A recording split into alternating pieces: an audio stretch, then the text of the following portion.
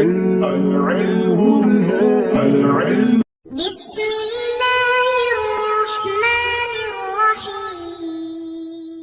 اللهم افتح علينا حکمتک وانشر علينا رحمتک یا والجلال والاکرام۔ تو جی ناظرین، الحمدللہ عز وجل ہدایت النحو کتاب ہماری جاری و ساری ہے، اور آج ہم اس کا سبق نمبر 50 مرکبات کے بارے میں فصل انشاءاللہ عز وجل پڑھیں گے۔ تو جیسا کہ آپ کو علم ہے کہ ہدایت النحو کے اندر فی الحال ہماری جو بحث جاری ہے، جس ٹاپک پر جاری ہے وہ ہے مشابہ مبنی رسل کی اقسام کی تفصیل۔ تو 8 اقسام تھیں، جن میں سے ہم 5 پڑھ چکے ہیں۔ 6ٹی مرکبات کے بارے میں ہے، 7ویں کنایات کے بارے میں، اور 8ویں جو ہے وہ ظروف مبنیہ کے والے سے ہوگی۔ ٹھیک ہے، تو اس کے بعد مزید 2 اسباق جو آئیں گے، تو اس طرح ہماری یہ 8 اقسام کلیئر ہو جائیں گی۔ تو آج 50 نمبر سبق میں انشاءاللہ عز وجل مرکبات کے بارے میں انشاءاللہ ڈیٹیل ہوگی۔ اب نحو کے اندر آپ نے جو ابتدائی کتاب پڑھی ہے، تو اس کے اندر آپ نے ابتداء کچھ نہ کچھ جو مرکبات کے بارے میں معلومات سیکھی ہے نا، تو وہاں پر بھی اس کا کچھ ذکر ہوا ہے۔ جیسے میں مثال دیتا ہوں، آپ کو سمجھ آ جائے گی۔ مرکب بنائی، یہ آپ نے سنا ہوگا، جس کو مرکب تدادی بھی کہتے ہیں۔ یہ مبنی ہوتا ہے، اور اسی کی یہ بات ہے آج فصل کے اندر۔ لیکن ضمناً جو ہے وہ مرکب مسجد نام آپ نے سنا ہوگا، یا مرکب منع صرف، ٹھیک ہے، تو اس کا بھی ذکر اسی کے اندر ضمناً آئے گا، اس کی ڈیٹیل بھی آئے گی۔ ٹھیک ہے، پھر اضافی توصیفی جو مرکب ہوتے ہیں، وہ اگرچہ یہاں اس کا مقصود نہیں ہے سبق کے اندر، لیکن ضمناً وہ بھی بات آئے گی۔ ٹھیک ہے، تو اس طرح جو ہم نے مرکب کے حوالے سے کچھ نہ کچھ چیزیں پہلے پڑھی ہوئی ہیں، تو آج ان کا ذکر خیر ہوگا۔ تو آئیے سبق کی طرف بڑھتے ہیں۔ سبق کا انداز آپ کو پتہ ہی ہے کہ عبارت لی جائے گی، اس کا لفظی ترجمہ، پھر با محاورہ ترجمہ، پھر اس کے اوپر جو گفتگو کرنی ہوگی وہ انشاءاللہ عز وجل کرنے کی کوشش کی جائے گی۔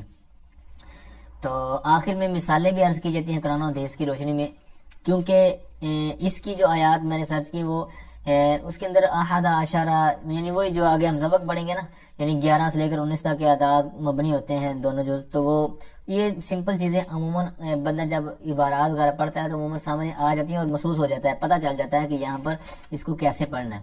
ٹھیک ہے، تو اس وجہ سے میں آج مثالیں عرض نہیں کروں گا۔ ٹھیک ہے، تو آئیے سبق کی طرف بڑھتے ہیں۔ المرکبات کل اسم رکب من کلمتین لیست بینہما نسبۃ۔ اب یہاں تک عبارت میں نے پڑھی ہے، تو اس کے اندر لفظی ترجمہ بھی ہوگا، با محاورہ بھی ہوگا۔ اس سے پہلے ایک یاد رکھیں، پچھلے سبق کے اندر بھی ایک جملہ آیا تھا للآیان المؤنثہ، وہاں پر الف لام جو تھا وہ جنس کا تھا۔ ٹھیک ہے، اب یہاں پر بھی المرکبات میں جو الف لام ہے یہ جنس کا ہے۔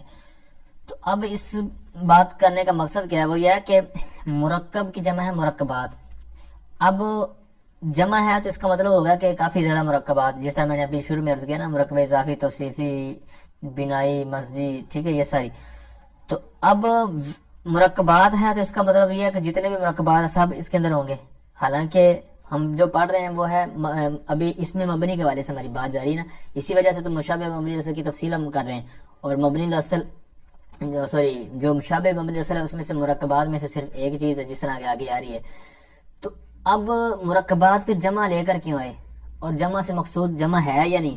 تو اس مقصود کو بتانے کے لیے انہوں نے الف لام لے کے آئے، الف لام جنس کا، اس نے آ کر المرکبات کو المرکب کے معنی میں کر دیا، یعنی الف لام جنسی کا جمع پر آیا، تو اب جمع والی جمعیت ہے نا، وہ اس کو کیا کر دی، ختم کر دی، ڈیلیٹ کر دی، اس کو مفرد المرکب کے معنی میں کر دیا۔ ٹھیک ہے، مفرد کے معنی میں، جس طرح للآیان المؤنثہ، اسی طرح پیچھے بھی ایک جملہ آیا تھا۔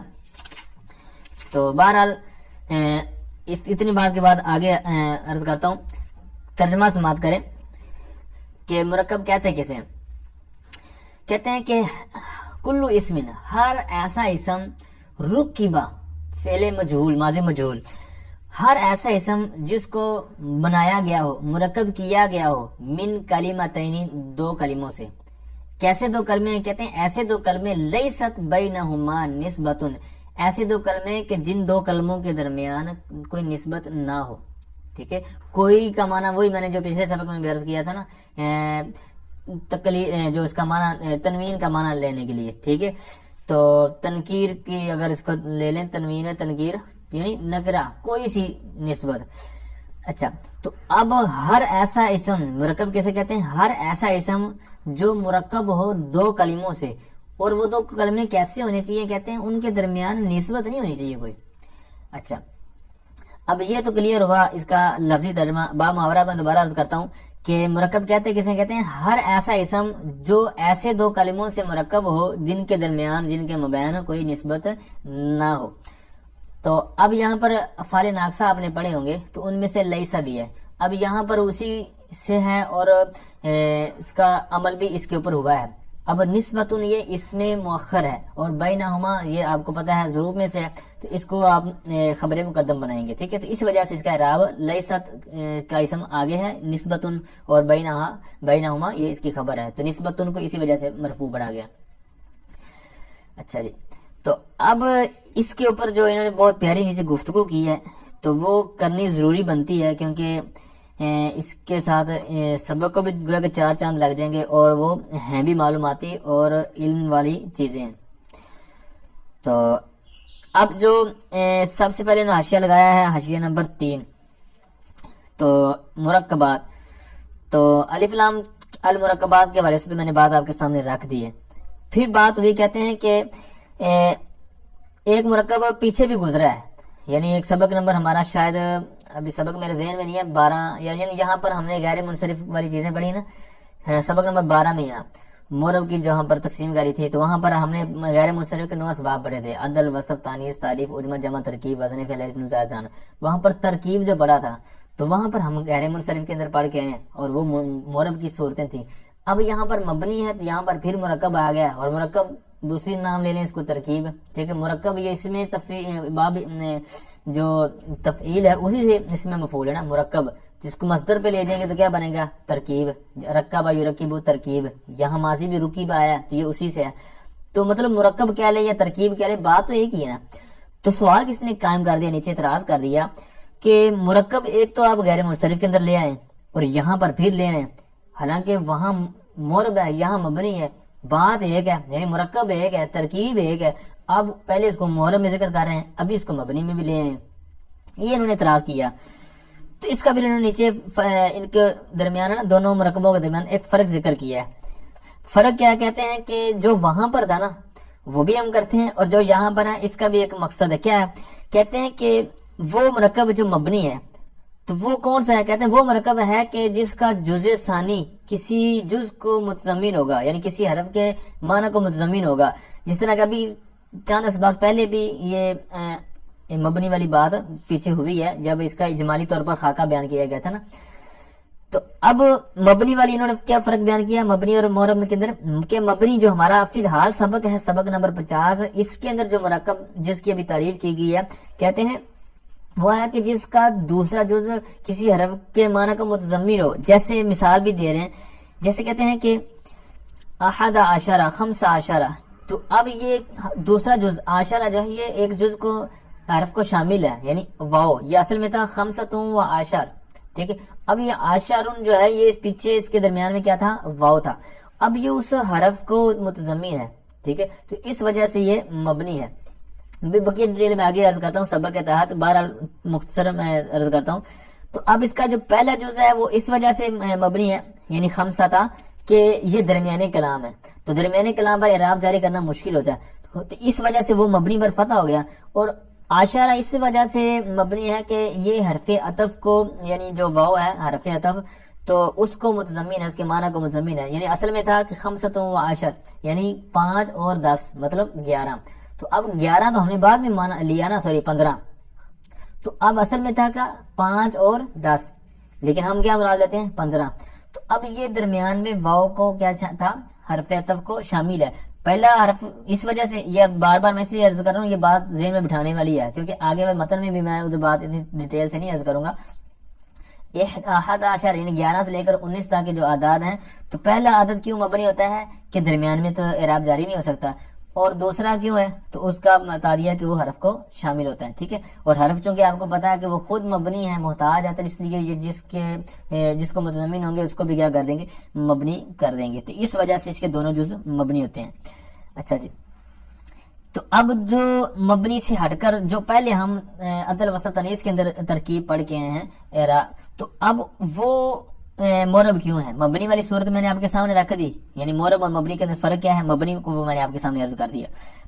اب وہ جو مورب ہے اس کا کیا مسئلہ ہے، کہتے ہیں کہ اس کے اندر ایسا نہیں ہوتا. کیسا نہیں ہوتا؟ مطلب یہ ہے کہ اس کا دوسرا جز ہوتا ہے نا، ہوتا وہ بھی مرکب ہے، یعنی دو اسم ہوتے ہیں، دو کلمے ہوتے ہیں، جس طرح اوپر انہوں نے بیان کر دیا. تو اب اس کا دوسرا جز کسی حرف کو متضمن نہیں ہوتا. جیسے اس کی مثال وہاں پر بھی آپ نے پڑھی، یہاں پر بھی پڑھ رہے ہیں، حاشیے میں بھی آگے متن میں بھی آ رہی ہے. بال بکو. اب یہاں پر بال بت کا نام ہے، بکو ایک بادشاہ کا نام ہے. اس نے ایک شہر تعمیر کیا تھا، تو اس نے دونوں کا بت اور اپنے نام پر ایک شہر تعمیر کیا، تو یہ بال بکو ہو گیا. اب یہاں پر دیکھیں بال اور بک دو علیحدہ کلمے ہیں، ان کے درمیان کوئی حرف متضمن نہیں ہے، تو لہذا اس وجہ سے اس کا دوسرا جز جو ہے وہ مورب ہے، مورب ہے، غیر منصرف ہے. اور پہلا جز چونکہ آپ کو جس طرح میں نے اوپر علت بیان کی، یہاں پر بھی وہی علت ہے کہ درمیانے کلام میں آنے کی وجہ سے اس پر اعراب جاری نہیں کر سکتے تھے. تو اس وجہ سے کیونکہ اعراب جاری ہوتا ہے آخری حرف پر، جس طرح کہ آپ نے اعراب کی تعریف کے اندر بھی آپ نے پڑھا ہے، عامل وغیرہ کی جہاں باس آپ نے پڑھی نا، کہ اعراب آخری کلمے پر ہوتا ہے. جس طرح جا زیدن، تو یہ زیدن دال حرف ہے، تو زیدن دن دن، ٹھیک ہے، اس کے اوپر جاری ہوگا. تو اب اس وجہ سے درمیانے کلام میں آنے کی وجہ سے اس کو مبنی پر فتح کہہ دیا. ٹھیک ہے، تو اب پہلی جز کا تو علت وہی جو اوپر احادہ کے اوپر یا خمسہ کے اوپر بیان کی تھی. بکو جو ہے تو یہ آپ کو پتا ہے کہ یہاں پر مبنی ہونے کی کوئی سبب بھی نہیں، جو مبنی کے اسباب ہیں اس میں سے کوئی سبب بھی نہیں پایا جا رہا. اور دوسرا یہ ہے کہ یہاں پر جز کو بھی شامل نہیں ہے. ٹھیک ہے، تو اس وجہ سے یہاں پر کیا ہوگا، یہ مورب ہو گیا. اور مورب بھی کون سا؟ غیر منصرف والا. یعنی مورب کی کئی اقسام ہیں جس طرح کہ آپ پہلے پڑھ چکے ہیں، لیکن ان میں سے بھی جو غیر منصرف والا وہ یہاں پر جاری ہوگا. اچھا جی، آگے ایک حاشیہ نے لگایا تھا نمبر 4 من کلمتین، دو کلموں سے، یعنی ہر ایسا اسم مرکب کے طریقہ کی کہ ہر ایسا اسم جو مرکب ہو دو کلموں سے. اب دو کلمے کیوں کہا، دو اسم کیوں نہیں کہا، یہ انہوں نے نیچے بیان کیا ہوا. کہتے ہیں اس لیے تاکہ یہ جو تعریف بیان کی گئی ہے مرکب کی، تو اس کی تعریف سے بخت نصر یہ بھی چونکہ مرکب ہے اور ہے بھی مرکب یہ جو ہم پڑھ رہے ہیں جو ہمارا مقصود ہے، تو لہٰذا اگر ہم دو اسم کہہ دیتے تو یہ تعریف یعنی یہ جو مثال ہے بخت نصر والی، تو یہ اس سے نکل جانی تھی، حالانکہ اس کو بھی اس کے اندر شامل کرنا تھا. تو اب کیوں اس کو کلمے کہا، اسم کیوں نہیں کہا؟ کہتے ہیں اس لیے کہ نصر یہ فعل ہے. ٹھیک ہے، یہ اسم نہیں ہے، فعل ہے. اور کلمہ اس کے تحت اسم بھی ہوتا ہے، فعل بھی ہوتا ہے. تو جب کلمہ کہہ دیا تو اس کو بھی شامل ہوگا، اسم والی مثالوں کو بھی شامل ہو گیا، فعل والی کو شامل ہو گیا. لیکن جب ہم اسم کہہ دیتے تو پھر فعل والا یعنی اسم نے مقید ہو جانا تھا نا، کہ دو اسم ہی ہونے چاہیے، پھر فعل والی صورت بن نہیں سکتی تھی اور پھر یہ مثال درمیان سے نکل جانی تھی. حالانکہ یہ بھی اسی اصول کے تحت ہی بنتی ہے مثال. ٹھیک ہے، تو اس وجہ سے کلمے کہا، اسم نہیں کہا. اچھا، پھر آگے جو اسی پر بات بڑھائیں گے، کہتے ہیں دو کلمے کہا، تو دو کلمے کے اندر تعمیم ہے، یعنی اس کے اندر بھی وسعت ہے، عام ہے. کیسے؟ کہتے ہیں خواہ حقیقتاً ہو، جس طرح کے عام طور پر مثالیں آپ نے دیکھی، یا پھر حکمن ہو، یعنی لفظی طور پر تو وہ اس طرح کی چیز نہ ہو، یعنی کلمے نہ ہو، لیکن حکمن وہ کلمے ہی ہوں. جیسے ایک مثال دی ہے سیبا وئی، یہ نام آپ نے سنا ہوگا، بہت بڑے امام ہے، نحو کے اندر ان کا نام ہے. آگے بڑی کتب کے اندر آپ ان کی اختلافات وغیرہ پڑھیں گے. یہ چونکہ ابتدائی کتاب ہے، اس کے اندر اتنا آپ کو ان کا ذکر نہیں سننے کو ملے گا. تو اب ان کا جو نام ہے یہ بھی مرکب ہے، سیبا وئی. اب وہی لیدہ ہے، سیبا لیدہ ہے، سیبا. ٹھیک ہے، تو یہ بھی مرکب ہے. تو لہذا اور یہ اس کی مثال حکمن کے تحت کیسے بنے گی؟ کہتے ہیں اس لیے کہ اچھا اس سے پہلے یاد رکھیں کہ جب یہ پیدا ہوئے تھے نا، تو ان کا جو رخسار تھے، ان کی جو گالیں تھی، ان کا جو چہرہ تھا، تو ان کی جو گالیں تھی یہ گول تھی اور سیب کی طرح. ٹھیک ہے، گول تھی اور سرخ تھی. تو اس وجہ سے ان کو اب چونکہ فارسی کے اندر یہ جو سیب لفظ ہم بولتے ہیں نا، یہ بھی فارسی کا لفظ ہے. تو اس وجہ سے اب ان کی والدہ یا اس وقت ان کو نا یہ بولتے تھے، ان کو پکارتے تھے کہ سیبا وئی. ٹھیک ہے، تو اب یہ وہی آواز کو بولتے ہیں. ٹھیک ہے، صوت جس طرح انہوں نے بھی نیچے بیان کیا ہوا ہے. اور سیب کو سیب، ٹھیک ہے، سیب کو جو ہم بولتے ہیں سیب، وہ فارسی میں. تو اس وجہ سے یہ مرکب ہو گیا. ٹھیک ہے، آواز وئی اور سیبا وئی، یہ سیب کی طرح جو. تو اس طرح اب یہ مرکب ہے سیبا وئی. تو کہنے کا مقصد کیا ہے کہ یہ حکمن کی مثال کیسے ہے کہ کہتے ہیں یہ آواز ہے، یہ لفظ نہیں ہے، کلمہ نہیں ہے. تو جس طرح پچھلا ہم صوت کا سبق پڑھ کے آئے تو وہاں پر بھی آپ کو میں نے عرض کیا تھا.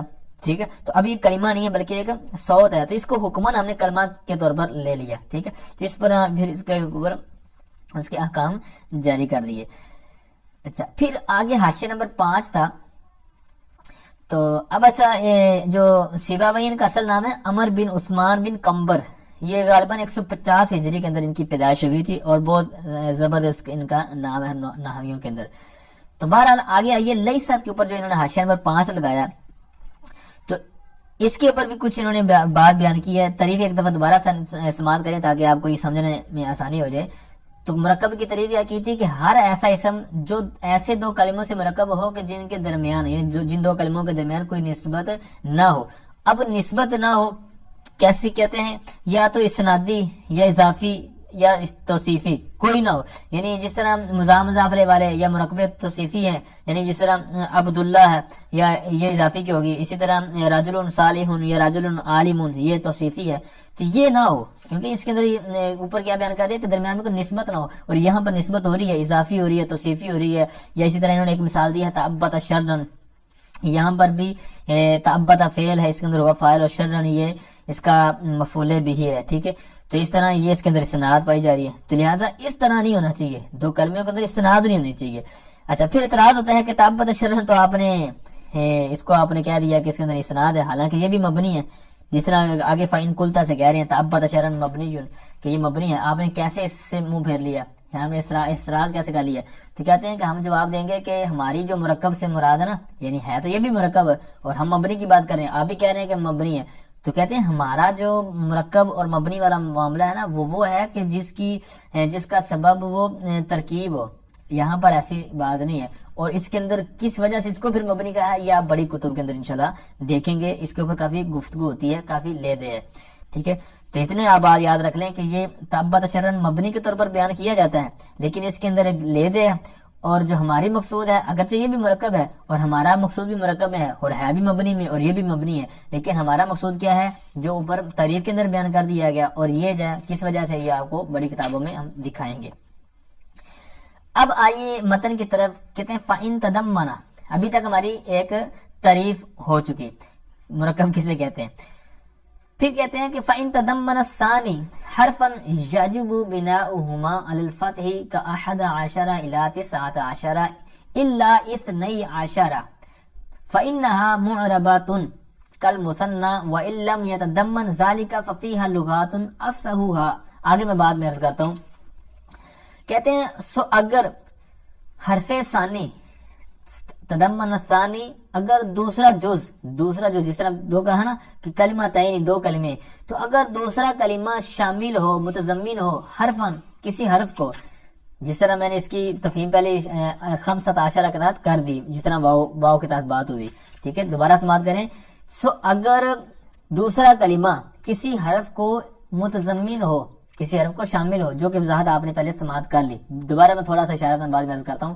تو پھر ہوگا کیا؟ کہتے ہیں یاجب بناؤہما، تو ان دونوں کی بنا واجب ہے علی الفتح، فتح پر، یعنی ان دونوں کو مبنی پر فتح پڑھنا واجب ہو جائے گا. جیسے مثال دے رہے ہیں 11 الی 19، یعنی 11 سے لے کر 19 تک، یعنی 11 12 13 14 15 16 17 18 19 اور 19 تک. ٹھیک ہے، اس کے دونوں جو عربی کے اندر ہوں گے، عدد دونوں ہوں گے، تو ان کو کیا کہیں گے؟ یہ مبنی پر فتح ہے، یعنی احدہ اس کے اوپر بھی فتح آ رہی ہے اور عشرہ پر بھی آ رہی ہے. اب دوبارہ میں عرض کر دیتا ہوں کہ احدہ یعنی پہلا جز مبنی کیوں ہے؟ اس وجہ سے کہ یہ کلمے کا درمیان ہے، تو کلمے کے درمیان پر اعراب جاری نہیں ہوتا، آخر پر جاری ہوتا ہے، تو اس وجہ سے اس کے اوپر جاری کر دیا. اور عشرہ اس وجہ سے ہے کہ یہ حرف کو متضمن ہے. ٹھیک ہے، تو اس وجہ سے بقیہ ڈیٹیل میں نے کافی اوپر وہاں پر عرض کر دی ہے. اور 19 کا اسی طرح ایک چیز کا استثناء کر رہے ہیں، وہ کیا ہے؟ کہتے ہیں 12، یہ 12. ٹھیک ہے، اسی طرح ان کا اعراب جاری ہوتا رہے 12. ٹھیک ہے، تو اب ان کا اعراب کیا ہے؟ مختلف ہوتا رہتا ہے، مورب. کیوں کہتے ہیں فَإِنَّهَا؟ کیونکہ یہ یعنی یہ جو 12 یہ عدد ہے، کہتے ہیں فَإِنَّهَا مُعْرَبَةٌ. اب اس کو اپنے تلفظ کو توجہ سے پڑھنا ہے. بعض کا یہاں پر معربہ کر دیتے ہیں یا کوئی اور تلفظ کرتے ہیں. معرب لفظ آپ نے سنا نا، تو اسی سے گول حرف لگا دیں فَإِنَّهَا مُعْرَبَةٌ. یہ تھوڑا سا ہے سکیل، لیکن تھوڑی سی پریکٹس کریں گے تو ہو جائے گا. تو کہتے ہیں یہ جو 12 ہے، کیونکہ کہتے ہیں یہ معرب ہے. جس طرح تسنیہ ہے عام طور پر، جس طرح مثال لگا لیں مسلمون جمع، تو اس کی بنا دیں تسنیہ مسلمان. تو مسلمان کے آگے اضافات کرنے کسی چیز کی طرف، یعنی بلد یا مصر وغیرہ شہر جو ہے، تو اس کی طرف اضافت کریں گے تو مسلمانی مصرین، تو اس کی اضافت جب کرنے کی تو درمیان سے کیا ہو گیا، نون جو تسنیہ تھا نون اضافت کی وجہ سے یہاں نون گر گیا، تو یہ کیا ہو جائے گا مسلمہ مصرین. اب یہاں پر اضافت کی وجہ سے گر گیا. اب اس میں چونکہ گرا ہے تو لہذا کیا ہو گیا کہ اس پر چونکہ یہ کہہ رہے ہیں کہ یہ جس طرح تسنیہ کے اندر گر جاتا ہے تو یہاں پر بھی اثنی عشرہ بھی اسی کی طرح معرب ہے، تو لہذا جس طرح وہاں پر گرتا ہے یہ بھی میں نے مثال دی مصر والی، تو یہاں پر بھی اسی طرح یہ اس کے اوپر قیاس کرتے ہوئے کہتے ہیں کہ یہ بھی اسی طرح معرب ہے، تو لہذا یہاں پر بھی اس کا اعراب جاری ہوتا رہے گا، یعنی اس کا احد عشرہ کی طرح دونوں جز مبنی نہیں ہوں گے. ٹھیک ہے، دوسرا جز تو مبنی ہوگا، یعنی عشرہ اثنی عشرہ تو مبنی ہوگا. وجہ کیا ہے، وہی جو اوپر عرض کر دی کہ یہ حرف عطف کو متضمن ہے ہی، تو اس وجہ سے یہ کیا ہو گیا مبنی. پہلا جز معرب ہے، کیوں، اس کی وجہ بیان کر دی کہ یہ معرب ہے مثنیٰ کی طرح، یعنی تثنیہ کی طرح. اب یہاں پر جو مرکب کی آپ نے شروع میں اقسام پڑھی نا، شروع میں جب آپ کا علم شروع ہوا تو وہاں پر مرکب بنائی آپ نے پڑھا، تو اس کو مرکب بنائی ہی بولتے ہیں. یعنی بنائی وہی جو مطلب مبنی بنانے والی ہے، تو یہ ایسی مرکب ہے، ایسی ترکیب ہے، یعنی احد عشرہ یہ ساری جو مثالیں ہیں یہ ایسا مرکب ہے، ایسی ایک ترکیب ہے کہ جو مبنی بنانے والی ہے. تو اس نے بھی آپ کے سامنے مبنی بنا دیا، بناؤہما علی الفتح، کہ ان کا واجب ہے مبنی پر فتح ہونا، تو یہ مبنی بنانے والی ترکیب ہے، اس لیے اس کو کیا کر دیا مرکب بنائی. ٹھیک ہے، اس کو دوسرا نام آپ نے پڑھا ہوگا مرکب تعدادی، چونکہ ان کے اندر عدد والا سلسلہ ہے، گنتی والا سلسلہ ہے، اس وجہ سے ان کو مرکب تعدادی بھی کہہ دیتے ہیں. ٹھیک ہے، اب یہاں پر کہتے ہیں کہ وَإِن لَمْ يَتَضَمَّن، آگے تھوڑی سی بات بڑھانے والے ہیں اس سے ہٹ کر. یہ مرکب بنائی اور مرکب تعدادی کی بات ہوئی. پھر دوسرا مرکب جس کا میں نے نام لیا تھا کہ مرکب جو منع صرف ہے، یعنی جس کو مرکب غیر منصرف کا آگے نام آ رہا ہے، اس لیے مرکب مسجد اس کو کہتے ہیں. تو یہاں سے آگے اس کی بات شروع ہو رہی ہے. وہ کیسے کہ جب وہاں پر حرف عطف نہ ہوگا متضمن تو وہ یہ ہو جائے گی. ٹھیک ہے، لیکن اس سے پہلے ہم ان کا حاشیہ دیکھ لیں کہ وہاں کچھ ہم چیز دیکھنے کو ملتی ہے یا نہیں. تو مرکب پہلی جو حاشیہ نمبر 1 ہے یاجب بناؤہما کے تحت، تو اس کے اندر وہی چیزیں بیان ہوئی ہیں جو میں نے پہلے عرض کر دی ہے کہ یعنی پہلا جز مبنی کیوں ہے وہ بھی اس میں لکھا ہوا ہے، اور دوسرا جز کیوں ہے تو وہ بھی یہاں پر لکھا ہوا ہے. ٹھیک ہے، تو پھر اسی طرح اثنی عشرہ کے تحت بھی باتیں ہوئی ہیں، یہاں پر نیچے موجود ہیں. ٹھیک ہے، کہ پہلا جز اس وجہ سے کیونکہ وہ اسے تسنیہ جو نون یعنی تسنیہ جو معرب ہے اور اس کی اضافت کی وجہ سے نون گر جاتی ہے، تو یہ اس کی بھی گر جاتی ہے، اس کو مشابہت کی وجہ سے یہاں سے یہ معرب ہے. دوسرا جو اسی وجہ سے مبنی ہے کہ یہاں پر حرف عطف کا متضمن ہے. ٹھیک ہے، تو ویسے قیاس کا تقاضا یہ تھا کہ یہ مبنی ہوتا ہے، اس نہیں بھی یعنی 12 کا جو پہلا جز ہے نا یہ بھی مبنی ہوتا ہے. کیوں؟ کیونکہ یہ بھی درمیان میں ہے، اور اوپر بھی آپ نے کہا تھا کہ درمیان میں ہوگا تو وہ مبنی پر فتح ہے. تو یہ بھی درمیان میں ہے. قیاس کا یہاں عقل کا تقاضا دیکھیں، قیاس کا تقاضا دیکھیں، دوسرے کی طرح یہ بھی مبنی ہونا چاہیے تھا، لیکن چونکہ اس کو ہم نے کیا کہا کہ یہ معرب ہے کل مثنیٰ تسنیہ کی طرح، تو اس لیے پھر وہ قیاس ہمارا نیچے ہو گیا اور یہ بات اوپر غالب آ گئی، تو اس لیے ہم نے اس کا جو حکم جاری کر دیا. ٹھیک ہے، اب آئے آگے جو ہمارا آخری ٹاپک ہے، تو کہتے ہیں وَإِن لَمْ يَتَضَمَّنْ ذَلِكَ فَفِيهَا لُغَاتٌ أَفْصَحُهَا بِنَاءُ الْأَوَّلِ عَلَى الْفَتْحِ وَإِعْرَابُ الثَّانِي غَيْرَ مُنْصَرِفٍ كَبَعْلَ بَكَّ نَحْوُ جَاءَنِي بَعْلَ بَكُّ وَرَأَيْتُ بَعْلَ بَكَّ وَمَرَرْتُ بِبَعْلَ بَكَّ.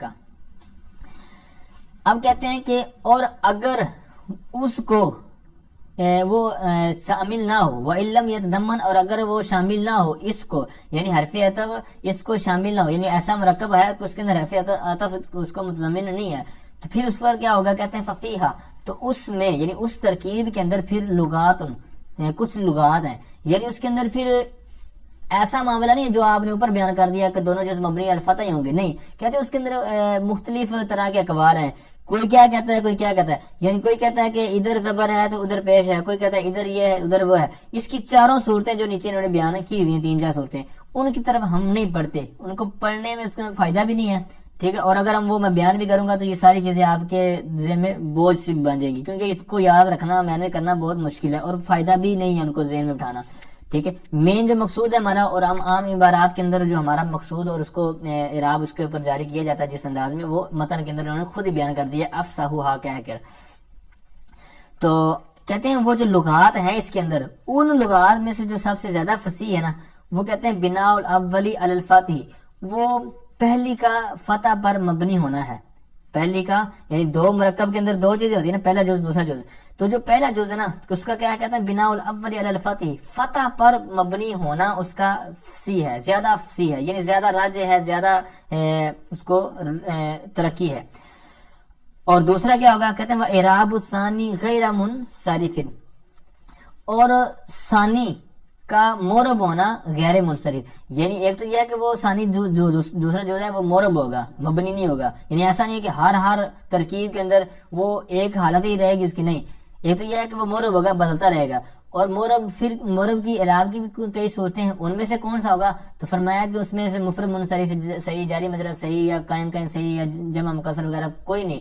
ان میں سے جو 16 آپ نے اعراب کی صورتیں پڑھی کہتے ہیں ان میں سے غیر منصرف ہوگا.